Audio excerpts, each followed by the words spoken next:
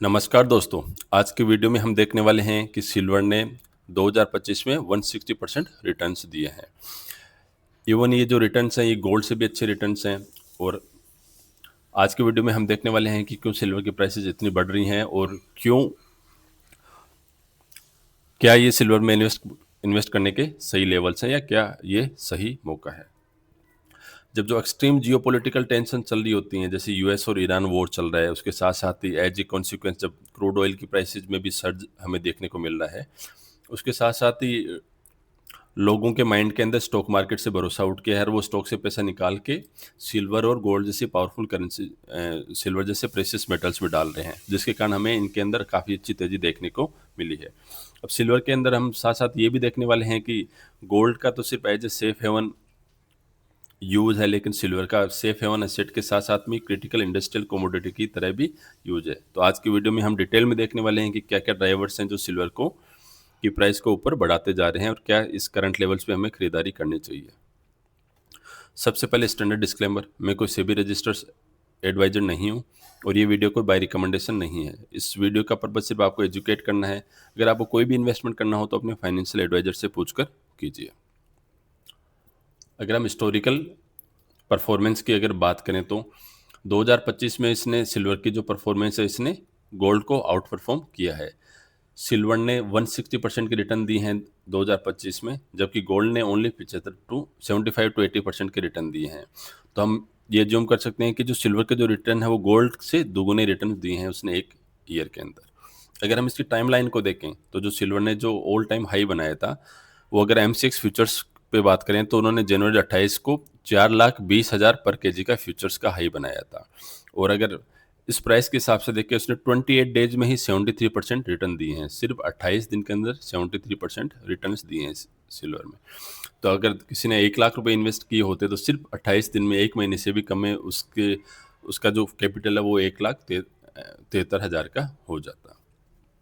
साथ ही साथ अब देख रहे हैं हम ऊपर से करेक्ट होके ये जो प्राइस नीचे आके 2,62,000 से 2,75,000 तक स्टेबलाइज रही और ये अभी फिलहाल 2,55,000 2,50,000 के लगभग ये ट्रेड कर रहा है। और साथ ही साथ हमें देखेंगे कि ये काफ़ी टाइम से यहाँ पे है, तो ये कंसोलिडेट कर रहा है और ये ज़्यादातर लोगों का मानना है कि क्या ये एक्यूमुलेशन फेज है या फिर हमें सिल्वर में और तेज़ी देखने को मिलेगी या फिर ये और नीचे जा सकता है। अब डिटेल में रीजन देखते हैं कि सिल्वर क्यों बढ़ता जा रहा है। तो एक नहीं, इसके मल्टीपल सारे रीजन है, उन सब का एक इन्फ्लुएंस हमें देखना चाहिए। अब सबसे पहला है सेफ हेवन डिमांड। जब ग्लोबल में जो जियोपॉलिटिकल वॉलेटिलिटी है तो उससे क्या होता है कि जो स्टॉक से पैसा निकल के जो सेफ एरियाज हैं, जो जहाँ पे रिस्क की इन्वेस्टमेंट नहीं है, वहाँ पे लोग इन्वेस्ट करना प्रेफर करते हैं। तो लोगों ने स्टॉक से पैसा निकाला और उसको सिल्वर में इन्वेस्ट किया। इसी के कारण सिल्वर ने आउट परफॉर्म किया गोल्ड से। नियरली एक वीक में 9% गेन दिए हैं इसने लगभग, फेब्रुवरी के अंदर हम बात करें तो। साथ ही साथ जो सिल्वर है तो इसकी सप्लाई का डेफिसिट भी हमें देखने को मिला है। जो इसकी जो डिमांड है, तो जो पिछले अगर 7 ईयर में हम देखें, 7 ईयर्स में देखें, तो इसकी जो कंजिक्यूटिव जितनी डिमांड है उसको उतनी सप्लाई इसको मिल नहीं पाई है सिल्वर की, जो इंडस्ट्रियल यूजेस के लिए है। तो देखा जाए तो नेगेटिव, या फिर हम बोल सकते हैं 7 ईयर्स में कंटिन्यूस सप्लाई डेफिसिट हमें सिल्वर का देखने को मिला है। और मार्केट के अंदर 2025 में 118 मिलियन आउंसेस का डेफिसिट था 2025। अब हमें सीधे सीधे इकोनॉमिक्स के प्रिंसिपल्स पता है, किसी चीज़ की सप्लाई कम होगी, डिमांड ज़्यादा होगी तो उसकी प्राइस तो ऊपर बढ़नी ही है। साथ ही साथ हमें करेंसी डायनेमिक्स को भी ध्यान में रखना चाहिए। जो इंडियन इन्वेस्टर्स हैं, जो यूएस डॉलर के अंदर जो सिल्वर यूजुअली डिनोमिनेट होती है, अप्रोक्सीमेट $75 पर आउंस चल रही है, आउंस के अंदर होती है। तो जब जब इंडिया का जो रुपी डिटेरियोरेट हो रहा है, इस इंडियन रुपये की वैल्यू डिप्रिशिएट हो रही है, तो लोगों को इसके अंदर ज़्यादा गेन होगा। अगर अगर अब हम इंडस्ट्रियल सेक्टर की बात करें तो इंडस्ट्रियल सेक्टर के अंदर टोटल जो ग्लोबल डिमांड है उसके 52 से 65% की रिक्वायरमेंट ग्लोबल इंडस्ट्रियल एप्लीकेशन से आती है। सबसे पहले अगर हम इलेक्ट्रिक व्हीकल्स में देखें तो एक ईवी होती है, वो अराउंड 25 से 50 ग्राम का सिल्वर यूज करती है, जो एक स्टैंडर्ड कार जितना सिल्वर यूज करती थी उससे लगभग डबल यूज करती है।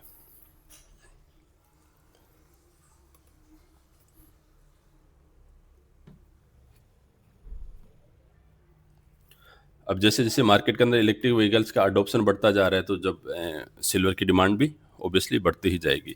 इसके साथ-साथ ही जब पूरे वर्ल्ड का फ़ोकस रिन्यूएबल एनर्जी पे आता जा रहा है, तो ग्रीन एनर्जी जो सोलर पैनल्स होते हैं, तो सोलर की डिमांड भी ट्रिपल हो गई है पिछले 10 साल के अंदर। तो इसके साथ-साथ ही ये अजम्पशन्स हैं कि 2007 तक जो सिल्वर की जो सप्लाई जो इस फील्ड में होती है, सोलर फील्ड में होती है, वो भी 20% बढ़ने वाली है। साथ ही साथ जो नेक्स्ट जनरेशन की टेक्नोलॉजीज़ हैं, जैसे 5G का इंफ्रास्ट्रक्चर है, आर्टिफिशियल इंटेलिजेंस चिप्स हैं और जो डाटा सेंटर के कूलिंग सिस्टम्स हैं, तो उनके अंदर भी सिल्वर का यूज़ होता है, क्योंकि silver based conductor of electricity, हमने सभी ने स्कूल में इसको पढ़ा है। अब हम देखते हैं कि क्या जो सिल्वर की प्राइस बढ़ती जा रही है, तो उससे कोई किसी पर्टिकुलर स्टॉक्स को भी बेनिफिट होने वाला है या नहीं। सबसे पहला जो स्टॉक है वो है हिंदुस्तान जिंक लिमिटेड। ये हिंदुस्तान जिंक लिमिटेड इंडिया का जो लार्जेस्ट इंटीग्रेटेड सिल्वर प्रोड्यूसर है और वर्ल्ड का थर्ड लार्जेस्ट प्रोड्यूसर है।